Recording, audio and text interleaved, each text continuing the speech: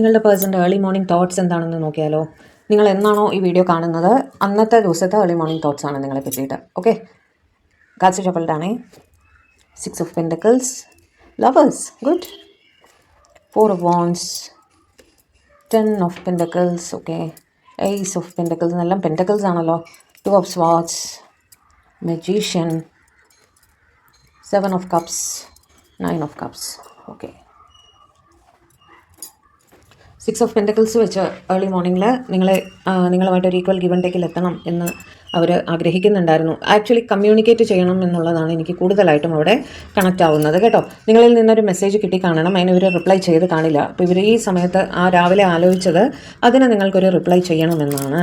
Okay, lovers എൻ്റെ card വെച്ചിട്ട് നിങ്ങൾക്ക് തന്നെ അറിയാം, നിങ്ങളെ വളരെ സ്നേഹത്തോടെ ഓർത്തുകൊണ്ട് തന്നെയാണ് അവർ രാവിലെ എണീറ്റത്. ഓക്കെ, അവർക്ക് ഒന്നുകിൽ നിങ്ങൾ ഇത് കാണുന്ന ദിവസം ഏർലി മോർണിംഗ് തോട്ട്സിൽ അവർക്കൊരു ഇവൻറ്റ് അറ്റൻഡ് ചെയ്യാനുണ്ട്.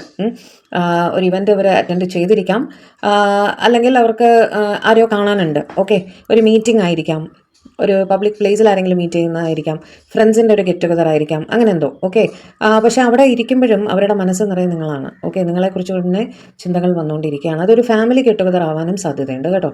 കാരണം 10 ഓഫ് പെൻറ്റക്കിൾസിൻ്റെ കാർഡ് വന്നിട്ടുണ്ട്. അപ്പോൾ ആ ഫാമിലി ഗെറ്റ് ടുഗദറിൽ ഇരുന്നുകൊണ്ട് നിങ്ങളെക്കുറിച്ച് ചിന്തിക്കുന്നതായിട്ട് കാണുന്നു. അവരുടെ ഫാമിലി കൂടെ ഉണ്ട് നിങ്ങളിത് കാണുന്ന സമയത്ത്. ഫാമിലി, ഫ്രണ്ട്സ്, അങ്ങനെയൊക്കെ എന്തോ ഒരു ഇവൻ്റാണ്, ഒരു കല്യാണമായിരിക്കാം, അങ്ങനെ എന്തോ ഒരു സംഭവം, ഹാപ്പിനെസ് ഉള്ള സംഭവമാണ്. അവിടെ ഇരുന്നുകൊണ്ട് നിങ്ങളും കൂടി ഉണ്ടായിരുന്നെങ്കിൽ എന്ന് ആലോചിക്കുന്നതായിട്ട് കാണുന്നു. ഏസ് ഓഫ് പെൻറ്റക്കിൾസ് വെച്ച് നിങ്ങളുമായിട്ടൊരു ന്യൂ ബിഗിനിങ് വേണം എന്ന് തന്നെ അവർ ചിന്തിക്കുന്നുണ്ടായിരുന്നു കേട്ടോ. 2 ഓഫ് സ്വാർഡ്സ് വെച്ച് കൺഫ്യൂഷൻസ് ഉണ്ട് അവർക്ക്. ലൈഫിൽ ഒരു ജഗ്ലിംഗ് സിറ്റുവേഷൻ ഫേസ് ചെയ്യുന്നതായിട്ട് കാണുന്നു. Clarify 2 of swords, clarify 2 of swords.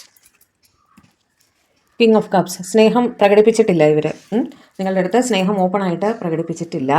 അപ്പോൾ അതിനെക്കുറിച്ച് നിങ്ങളുടെ അടുത്ത് അവർ തുറന്ന് പറഞ്ഞാൽ നിങ്ങളുടെ പ്രതികരണം എന്തായിരിക്കും എന്നതിനെക്കുറിച്ച് അവർ ബോധേഡാവുന്നതായിട്ട് കാണുന്നു കേട്ടോ. കാരണം മുകളിലെ ലവേഴ്സാണ്, മിഡിലാണ് നമുക്ക് 2 ഓഫ് സ്വാർഡ്സ് വന്നിരിക്കുന്നത്. അപ്പോൾ സ്നേഹം വെളിപ്പെടുത്തുന്നതിനെ കുറിച്ചുള്ളൊരു കൺഫ്യൂഷനാണ്.